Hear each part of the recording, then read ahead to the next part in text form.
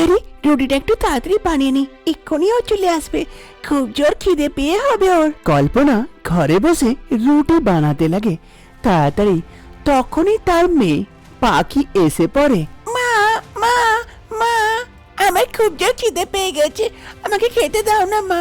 হ্যাঁ রে পাখি, এক্ষুনি দিচ্ছি, তুই বস একটু, রুটিটার পর তরকারিটা বানিয়ে নি, তোর বাবাও চলে আসবে এক্ষুনি, একসঙ্গেই দিয়ে দেব। কিন্তু মা, আমার খুব জোর খিদে পেয়েছে যে, সহ্য হচ্ছে না। আরে পাখি, তোকে একটা খুশির খবর বলি, আমাদের যে গরু আছে তার বাচ্চা হবার আছে।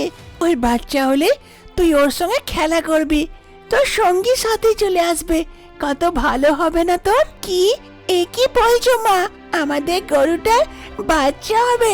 হ্যাঁ, কি মজা কি মজা, আমি ওর সঙ্গে খেলা করব প্রতিদিন, খুব মজা হবে, আমি এক্ষুনি দেখে আসছি। পাখি সেখান থেকে চলে যায় গরুটার সঙ্গে দেখা করতে। আর এইদিকে কল্পনা, যাজ্ঞা পাখিকে একটু ভুলানো হলো, ও ততক্ষণ গরুর সঙ্গে দেখা করুক গা, আমি তাড়াতাড়ি রুটিটা বানিয়ে দিই, না তো আবার তখন ও চলে আসবে, তখন আবার খাবার জন্য তাড়াতাড়ি করবে, তাড়াতাড়ি বানিয়ে নি।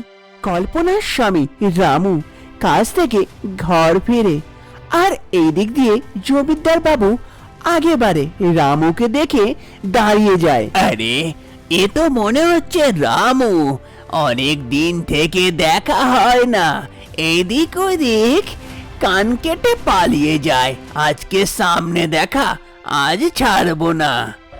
কিরে রামু, কোথায় যাচ্ছিস? রাস্তা ভুলে গেছিস নাকি? এই দিক দিয়ে যাচ্ছিস, আগে তো ওই দিক দিয়ে যেতিস। রামু জমিদার বাবুকে দেখে মনে মনে ভাবে, আরে কপাল, রাস্তা পাল্টালাম কিন্তু এর সঙ্গে দেখা হয়েই গেল। হ্যাঁ বাবু বলুন। কি ব্যাপার তোর বল তো, কতদিন হয়ে গেল পয়সাটা ফেরত পেলাম না, আগে তো নাই দেখা হতো, এখন তো তুই রাস্তাও বদলে নিয়েছিস, পয়সাটাকে মারার প্ল্যান করছিস নাকি? আমিও জমিনদার আছি, ছাড়বো না, সুদ সমেত নেব। হ্যাঁ বাবু নিশ্চয় দেব, একটু অসুবিধা তো, কয়টা দিন দেন, তারপরে নিশ্চয়ই আপনার সব পয়সাই দিয়ে দেব। ওইসব আমি বুঝি না, কয়দিন করে অনেক কটাই দিন নিয়ে নিলি, এবার আমাকে পয়সাটা চাই, না দিলে ভালো হবে না, লোকজন নিয়ে তোর বাড়ি পৌঁছাবো। আরে না না বাবু, এইরকম করিয়েন না, সবারই সামনে অপমান হব। আমার বাড়িতে এক গরু আছে, তার বাচ্চা হবার কথা আছে, বাচ্চাটা হলে গেলেই আমি গরুটাকে বিক্রি করে নাই আপনাকে সব পয়সাই চুকিয়ে দেব, নিশ্চিন্ত থাকুন। ঠিক আছে, তাহলে এই কথাই থাকলো, তোর গরুর বাচ্চা হলেই যেন আমার পয়সাটা পেয়ে যায়, না তো দেখবি মজা। এই কথা বলে জমিদার বাবু আস্তে আস্তে চলে যায়, আর এইদিকে রামু ঘরের দিকে ফিরে চিন্তা করতে করতে। এইদিকে রামু ঘরে আসার পর হাতে খাওয়ার থালা নিয়ে বসে বসে চিন্তা করে। তার বউ কল্পনা তা দেখে সঙ্গে সঙ্গে জিজ্ঞেস করে তাকে, কি গো এত চিন্তা করছো কিসের? খাবার থালা হাতে নিয়ে খাবার খাচ্ছ না, কি ব্যাপার, কি হয়েছে আমাকে বলো, কোনো অসুবিধা আছে তো? আমি তো তোমার বউ, হলে গেলে নিশ্চয় সাহায্য করব, বলো আমাকে কি হয়েছে তোমার, এত চিন্তা কিসের? আরে কল্পনা, আর তোমাকে কি বলি, জমিদার বাবুর কাছে অনেক টাকাই ধার নেওয়া হয়েছে ঘর চালাবার জন্য, আর এখন ভালো মতন কোনো একটাও কাজ নাই যে পয়সা নিয়ে জমিদার বাবুর পয়সাগুলোকে চুকিয়ে দিই, তাই আজকে জমিদার বাবু আমাকে ধরে দিয়ে ভালো করেই কথা শোনায়, যদি ওর পয়সা না দিতে পারি ঘরে এসে লোকজন এনে জিনিসপত্র বাইরে ফেলে দিয়ে ওর পয়সা ওসুল করে যাবে, তাই বুঝতে পারি না কি করব, মাথায় একটা কথা ঘুরছে। কি গো, কি কথা ঘুরছে? কেমন করে জমিদার বাবুর অত টাকা শোধ করবে তুমি? আমি ভাবছি আমাদের যে গরুটা আছে তাকে বিক্রি করে যা পয়সা পাবো তাই জমিদার বাবুকে দিয়ে শোধ করে দেব। কিন্তু গো, ও তো গর্ভবতী, ও তো বাচ্চা দেবে কদিনে। হ্যাঁ গো, তাই অপেক্ষাতে বসে আছি। বাচ্চাটা দিয়ে দিলে বাচ্চাটাকে নয় রেখে নেব, মা গরুকে বিক্রি করে দেব আর জমিদার বাবুর পয়সা শোধ করে দেব। কি করব বলো, আর কোনো উপায় দেখতে পাচ্ছি না। তাই যদি তোমাকে ঠিক লাগে তো তাই করো। কয়দিন এইরকম করেই পার হয়ে যায়। একদিন রাতের বেলায় কল্পনা আর রামু দুজনেই শুয়ে থাকে। রাতের বেলাতে খুব ঝমঝম বৃষ্টি হয়। তারা ঘুমিয়েছিল, হঠাৎ করে গরুর আওয়াজ শুনতে পায়।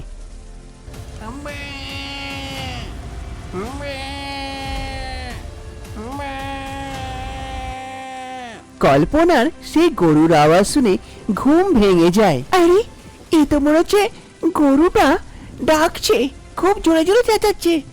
কি হয়েছে? আরে ওর বাচ্চা হবার ছিল, বাচ্চা হয়নি তো। এত রাতে জল পড়ছে, কি করি? ওকে উঠাই। কই গো, উঠছো গো? উঠো না গো, দেখো না গরুটা কত জোরে জোরে আওয়াজ করছে। উঠো না গো। কি হয়েছে কি? এত রাতে চেঁচামেচি কেন করছো? কি হলো? দেখো না গরুটা কত জোরে জোরে ডাক দিচ্ছে। মনে হয় নিশ্চয়ই বাচ্চা দিয়েছে, না তো কোনো অসুবিধাতে আছে। চলো না দেখে আসি তাড়াতাড়ি। হ্যাঁ তাই তো, চলো দেখে আসি গা। কল্পনা এবং তার স্বামী রামু দুজনে ঘরের বাইরের দিকে যায়।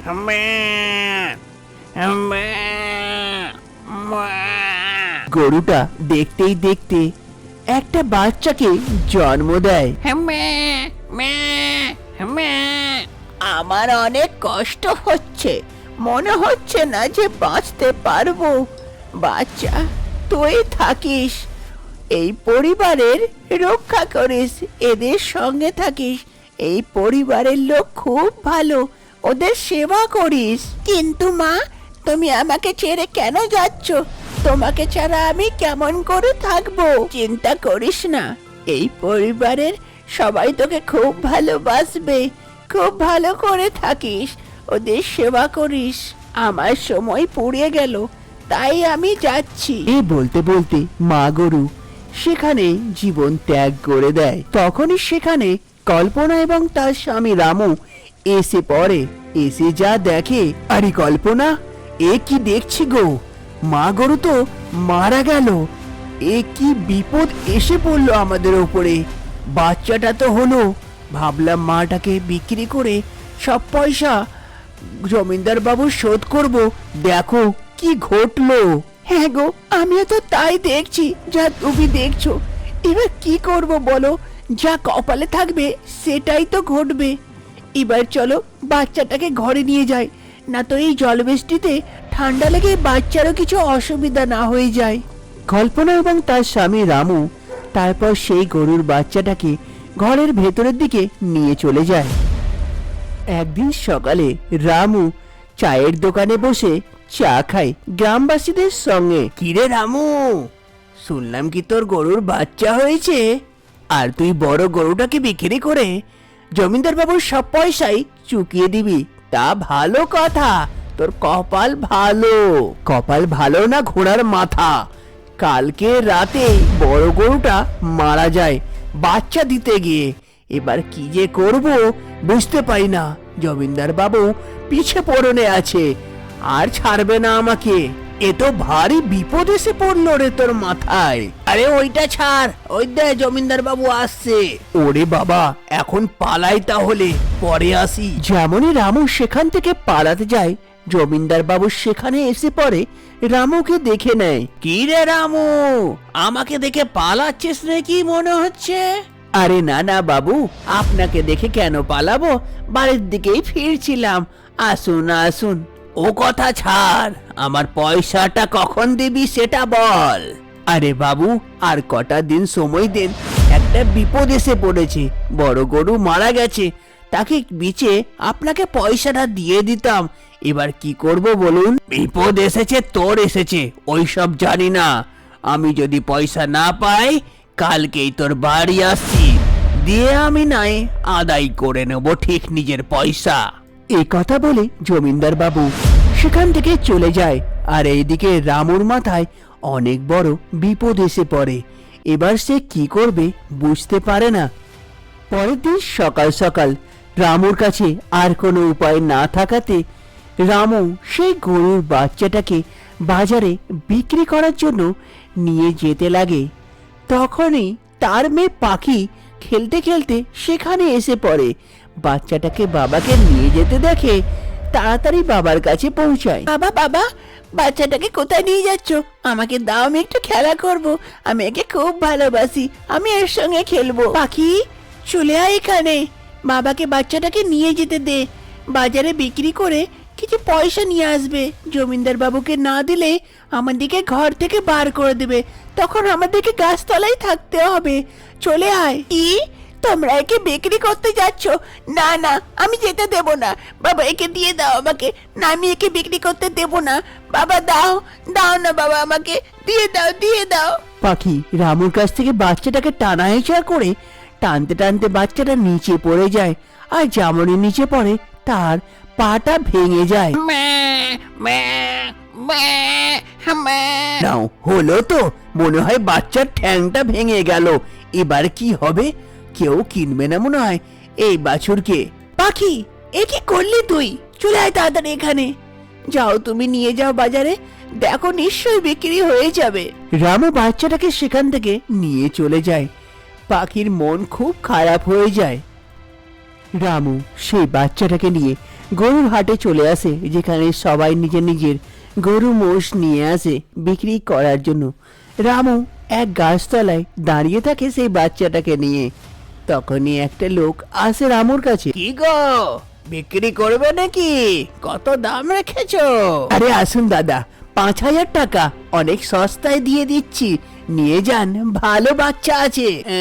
সস্তা তো আছে, কিন্তু ভালো করে দাঁড়াতে পারছে না, ঠ্যাং ভাঙা নাকি? হ্যাঁ, আমাকে বোকা বানাচ্ছ? ঠ্যাং ভাঙা গরুর বাচ্চা দিচ্ছ? কেউ নেবে না তোমার এই বাচ্চা। হ্যাঁ, বোকা বানাতে এসেছে। রামু সেই গাছতলায় বাচ্চাটাকে নিয়ে অপেক্ষা করে যে কোনো গ্রাহক এসে তার বাচ্চাটাকে কিনে নেয়, কিন্তু সকাল থেকে সন্ধে হয়ে যায় আর কেউ আসে না। তখনই একটা লোক আসে। কি বাবা, বাচ্চাটাকে বিক্রি করতে এসেছো? হ্যাঁ, এই বাচ্চাটাকে বিক্রি করতে এসেছি, আপনি কি কিনবেন? ঘরে অনেক অসুবিধা, তাই আজকে এইরকম করতে হচ্ছে। আরে না বাবা, আমার কাছে অত পয়সা কোথায় যে আমি এই বাচ্চাটাকে কিনি। কিন্তু তুমি একে বিক্রি করো না, বাড়ি নিয়ে চলে যাও, দেখবে তোমার সব সমস্যার সমাধান হয়ে যাবে। এই বাচ্চা তোমাদের জন্য চমৎকার হয়ে দাঁড়াবে। এই বলে সেই লোকটা চলে যায়। তখনই রামু মনে মনে ভাবে, এই বুড়ো বাবাও কি না কি বলে যায়, এ আমাদের সব সমস্যার সমাধান কেমন করে করতে পারে। আমার যা মাথায় সমস্যা আছে সে কেউই নামাতে পারে না। আজকে তো এটাও বিক্রি হলো না, যাই বাড়ি নিয়ে যায় একে। কল্পনা সেই গরুর বাচ্চাটাকে ঘরের মধ্যে একটা ঘরে রাখে। সকাল হতেই কল্পনা এবং রামু দুজনে সেই বাচ্চাটাকে দেখতে আসে। হ্যাঁ গো, ওই দেখো, ওইটা সোনালি পাড়া। কি গো, বাচ্চাটার পাশে ডিমের মতন মনে হচ্ছে। ডিম দিয়েছে নাকি বাচ্চাটা? কি জানি, যাও নিয়ে এসো তো দেখি কি আছে। কল্পনা গিয়ে সেই সোনালী রঙের ডিমের মতন জিনিসটাকে নিয়ে আসে আর রামুর হাতে দেয়। রামু সেই জিনিসটাকে ভালো করে দেখে। আরে কল্পনা, এ তো মনে হচ্ছে সোনার ডিম গো। বাচ্চাটাতে সোনার ডিম দিয়েছে। কালকে যখন বাজারে বাচ্চাটাকে বিক্রি করতে নিয়ে যায়, তখন এক বাবা আসে। সেই সাধু বাবা বলেছিল এই বাচ্চাটাই আমাদের উদ্ধার করবে, সব সমস্যার সমাধান করবে। তাই জন্য মনে হয় এই সোনার ডিম দিয়েছে গো। এই সোনার ডিমটাকে বিক্রি করে আমরা জমিদার বাবুর সব পয়সাই শোধ করে দিতে পারি। হ্যাঁ গো, ঠিক বললে, এই বাচ্চাটাই আমাদের উদ্ধার করলো। যাও, এটাকে বিক্রি করে জমিদার বাবুর সব পয়সাই দিয়ে দাও তুমি। রামু সেই ডিমটাকে নিয়ে সেখান থেকে চলে যায়। রামু সেই সোনার ডিমটাকে বিক্রি করে পয়সা নিয়ে জমিদার বাবু বাড়ির কাছে পৌঁছে যায়। জমিদার বাবু বাড়ির দরজায় দাঁড়িয়েছিল। কিরে রামু, ভুলে গেছিস রাস্তা নাকি? হঠাৎ এই দিক দিয়ে পয়সা দিতে নাকি? হ্যাঁ বাবু, ঠিকই ধরেছেন, এই নিন আপনার সব পয়সা যত ছিল সুদ সমেত দিয়ে দিলাম, আর বাকি থাকলো না। কি রে, হঠাৎ করে সব পয়সা দিয়ে দিলি? লটারি লাগলো নাকি? ও আপনার দেখার দরকার নেই, আপনার পয়সা পেলেন, ব্যাস, আর কিছু না। আমি আসি তাহলে। রামু পয়সা দিয়ে সেখান থেকে চলে যায়। আর এদিকে জমিদার বাবু, আরে সব পয়সা একবারে দিয়ে দিল, কি ব্যাপার? লটারি লাগলো না কোনো খাজানা পেলো? পরের দিন সকালে এসে দেখে সেই বাচ্চাটা আবার থেকে এক সোনার ডিম দিয়েছে। তা দেখে কল্পনা এবং রামু অনেক খুশি হয়। তাড়াতাড়ি গিয়ে সেই ডিমটাকে তুলে নিয়ে আসে। এই দেখো কল্পনা, আবার সোনার ডিম দিয়েছে বাচ্চাতে। হ্যাঁ গো, ঠিক বললে। এক কাজ করো, এই ডিমটাকে বিক্রি করে কোনো ব্যবসাতে লাগিয়ে দাও পয়সাটা, তাহলে আমাদের ঘরটাও আবার ভালো করে চলবে। জমিদার বাবুর পয়সাও চুকিয়ে গেছে, আর কোনো অসুবিধা নেই আমাদের। হ্যাঁ গো কল্পনা, তুমি ঠিকই বলেছো। এই সোনার ডিমটাকে বিক্রি করে যা পয়সা পাই সব পয়সায় ব্যবসাতে লাগিয়ে দিই, তাহলে আমাদের আর কোনো কষ্ট থাকবে না। রামু সেই সোনার ডিমটা বিক্রি করে যা পয়সা পায় গ্রামের মধ্যে এক দোকান খুলে নেয়। তার দোকান ভালোই মতন চলতে লাগে, আর রামুর কোনো অসুবিধা হয় না। রামু, কল্পনা এবং তার মেয়ে আগের জীবনটা খুশিতে খুশিতে ব্যতীত করতে লাগে।